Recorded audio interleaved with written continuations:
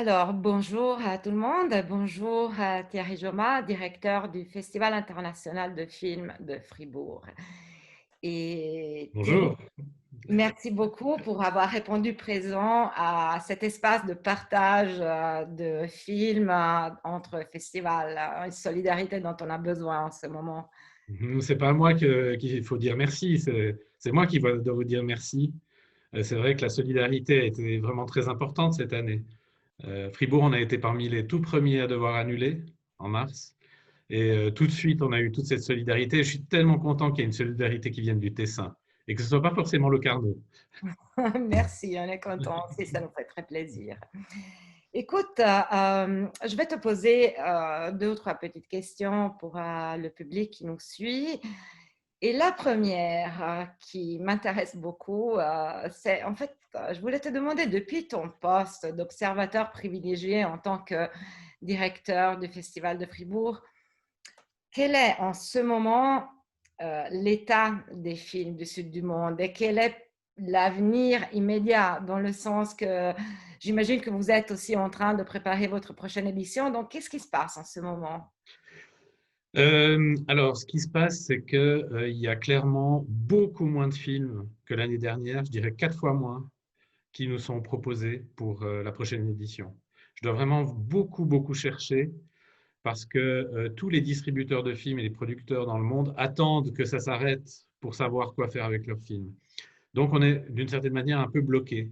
Des pays très importants comme la Corée du Sud, par exemple, où on passe vraiment beaucoup de choses habituellement, j'ai vu vraiment beaucoup moins de films que d'habitude, et particulièrement pas les gros films, parce que comme à Hollywood, ils attendent des temps meilleurs pour pouvoir les montrer.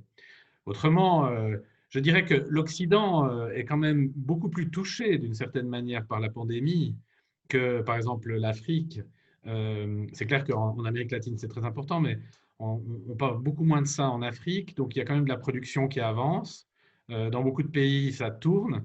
Mais le problème, c'est qu'ils ne nous envoient pas les films pour l'instant parce qu'ils ne savent pas. Voilà. Surtout un festival comme Fribourg, qui n'est pas le Cannes ou Berlin, on n'est pas les premiers. Donc, ils ne vont pas commencer la vie d'un film à Fribourg. D'accord, donc on croise les doigts et puis on espère que peu à peu les choses vont s'améliorer. Eh oui. Alors, concernant le film que nous avons choisi grâce à tes propositions, Here My Village de Abbas Aram, un film iranien, on propose ce film de la compétition Kids. Donc, on s'adresse à des très jeunes, hein, Mhm.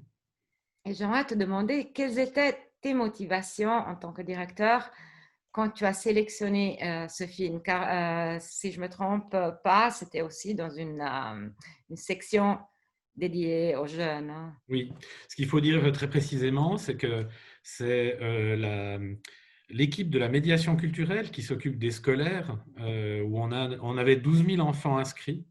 Et maintenant, il y en a déjà 6 000, plus de 6 000 qui sont inscrits pour la prochaine édition, sans savoir si elle aura lieu. Euh, eh bien, c'est elle qui a fait une présélection et puis ensuite qui m'a proposé le film. Donc, je rends à César ce qui est à César. Je ne sais pas comment on traduit ça en italien, mais je pense qu'on Ah, utilise très bien. César aussi. Voilà.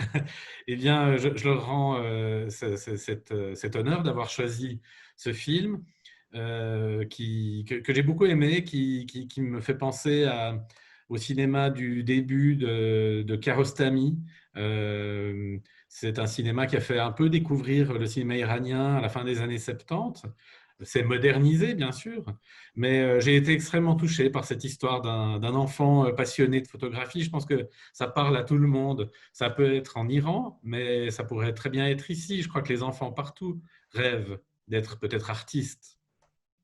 Oui, tu as déjà un peu parlé de ma prochaine question, en fait, parce que ce qui m'a touché beaucoup aussi dans ce film, c'est oui, on parle de la condition de la femme, qui est un thème important, du rapport ville-campagne, mais aussi d'un sujet un peu plus particulier qui est l'image aussi dans la campagne iranienne, qui pourrait être aussi nos campagnes à l'image, hein. Donc, à comment on perçoit l'image de l'ailleurs. Donc, est-ce que, est-ce que ça t'a touché, ce genre de thématique? Oui, je trouve que même d'ailleurs, comme tous les enfants et même les adultes, mais particulièrement les enfants qui nous regardent, qui vous regardent, je pense que ça pose une belle question. C'est si je devais photographier ce qu'il y a autour de moi et puis que je voulais le raconter aux autres, qu'est-ce que je photographierais?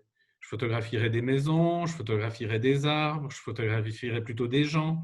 On voit bien, hein, même quand on avait le droit d'aller en vacances avant qu'il y ait un virus, il y a certaines personnes qui ramènent des photos de monuments historiques, puis d'autres qui ramènent des gros plans de gens qui habitent dans ces monuments historiques. Et dernière question, quel est ton message personnel aux jeunes et aux moins jeunes aussi qui verront ce film?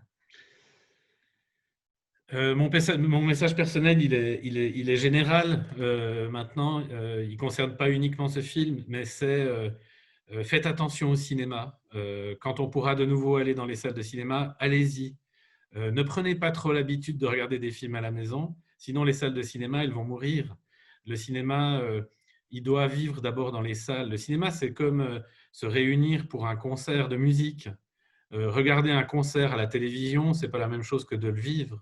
Donc moi, ce que je dirais, c'est que j'espère que ce film vous donne un peu plus encore l'amour du cinéma, d'un cinéma qui a l'air tout simple comme ça, mais qui raconte une superbe histoire, et puis que ça vous donne envie d'aller au cinéma après. Donc si vous êtes des enfants, dites à vos parents que dès que ça ouvrira, on retourne au cinéma, parce que sinon les cinémas, ils vont devoir fermer.